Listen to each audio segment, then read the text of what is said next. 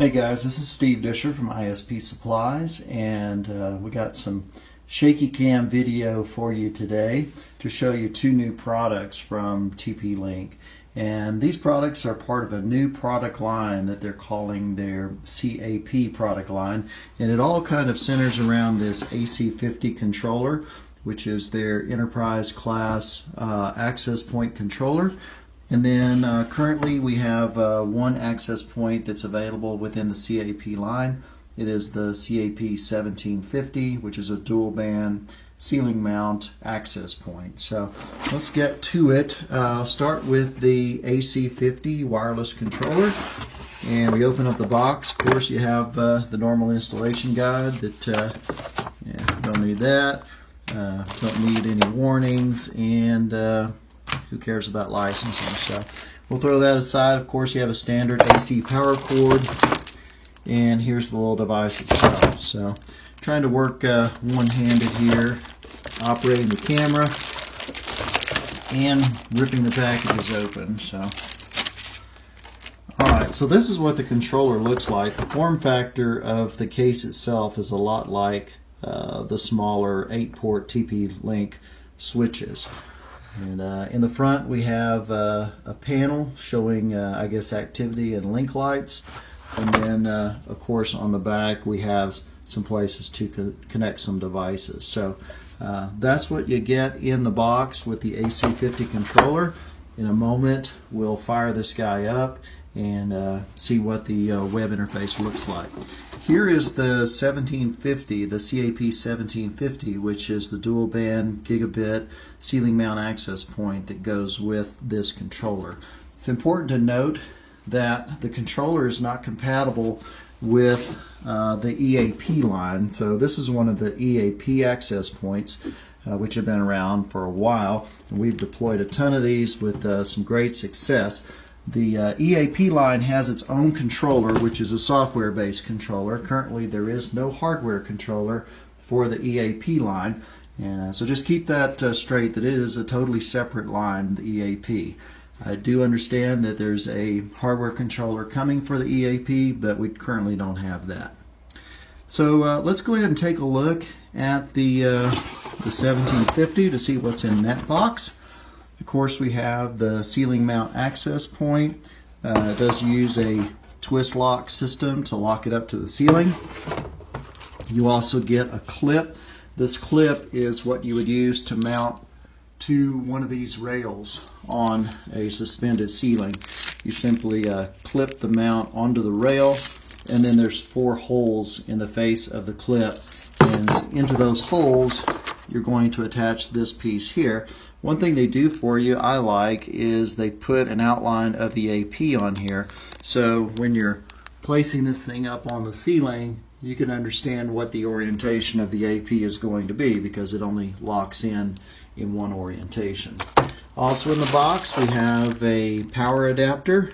To me, a fairly useless thing, because we're almost always going to power these guys with PoE.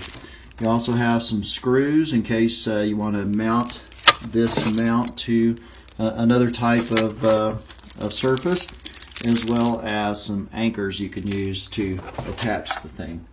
This is what the business side of the access point looks like. Again, you see that power jack there, which I don't typically think has a lot of value, because we're going to almost always power these guys with PoE. Alright, so that's it on the unboxing for these two devices. We're going to stop the video for a moment, get everything hooked up in our lab, and then we'll log in and begin some configuration.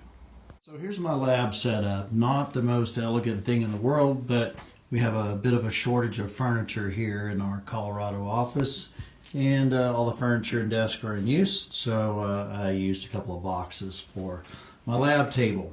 Now, what we have hooked up here is the AC50, and we're using Ethernet ports 1 and 2 on the back. We have the AC power cable hooked up to it. The blue Cat5 wire runs to a jack on the wall to get into our network here. And then our access point here we have connected with the yellow cable, and that goes into the back of the AC50, and we have it in port Ethernet to. So the first thing that we have to do in order to log into the AC50 is to set a static IP address on our laptop. In this case, the static IP that they suggest is 192.168.0.100 with a /24 subnet mask, which I have here, and you don't need a default gateway or a DNS server for logging into the device. So I will hit OK. And now I should be able to type in the IP address of the AC50, which is 192.168.0.253, and we should get a login box, which we do. Now, I've previously logged into this device, and so it already has a username and password on it. If this were the first time, the box that you see here would be a little bit different. It would ask you to enter a username as well as a password for the device before you can even get in and configure it. So I will go ahead and add the information that I put in previously, and I'll hit login. Alright, so I'm logged into the AC50 now. This is the status screen, which is the first one that shows up. It's always a good idea to upgrade the firmware on any network device, especially one like this is fairly new to the market. That ensures that you have the least amount of problems as you begin to configure and deploy. I've already downloaded the firmware upgrade file, and it's here on my desktop in a zip file. So I will go ahead and drag that firmware file out of the zip folder here and extract it onto my desktop. Now I want to do the upgrade, so I'm going to go to System Tools and Administration, Firmware Upgrade, and here I will browse to my desktop and find that file. And now I click the upgrade button, and it asks me if I'm sure, and I say yes. So I'm going to pause here while the firmware upgrade is being uploaded. So our device has upgraded, rebooted, and we are now back at the login screen. So we're going to enter the username and password that we created previously, and we log into the device. Alright, so this is the status screen. It's going to show us things like the hardware version, firmware version, system time, and that type of thing.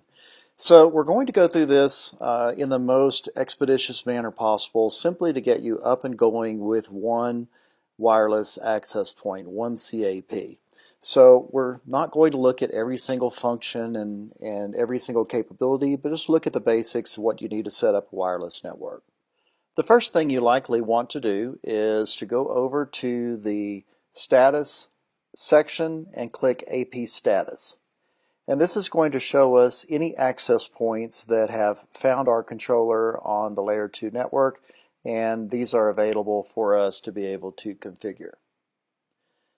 Alright, so we see one wireless AP here. The AC50 is the model number, as well as its MAC address and that type of thing.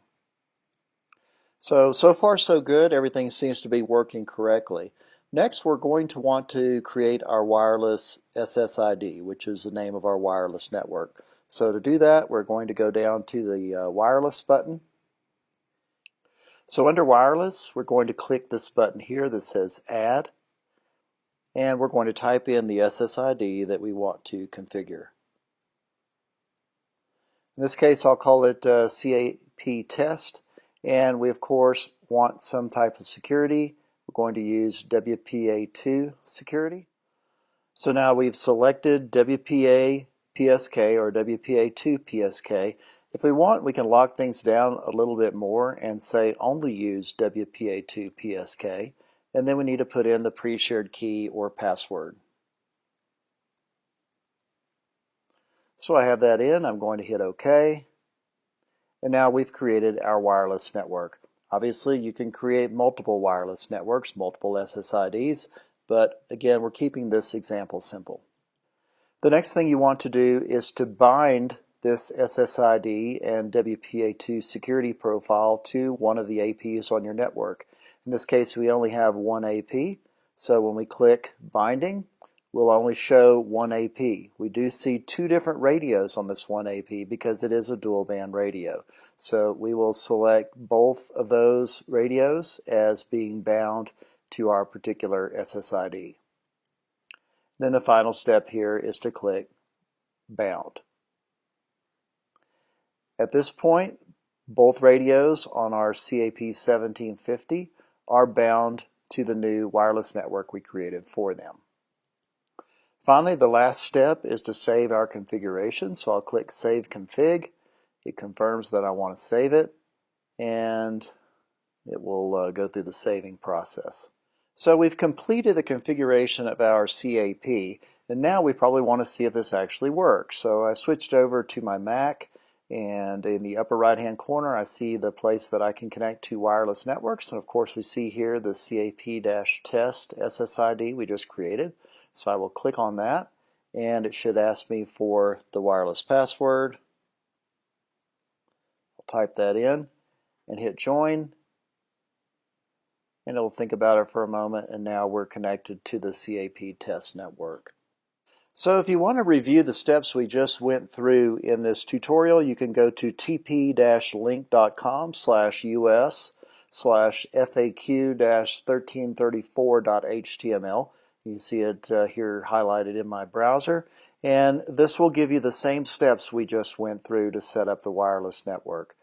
I hope you enjoyed the unboxing video for the new AC50 controller as well as the CAP access point. There's more access points coming in this particular family. They'll be quite easy to deploy using this controller, and it will allow you to create a very stable network up to 50 access points per controller. That's it for today. Check out our blog. It's blog.ispsupplies.com. And we'll have more information there as well as our YouTube channel, ispsupplies.com as well for the YouTube. And we hope you have a great day.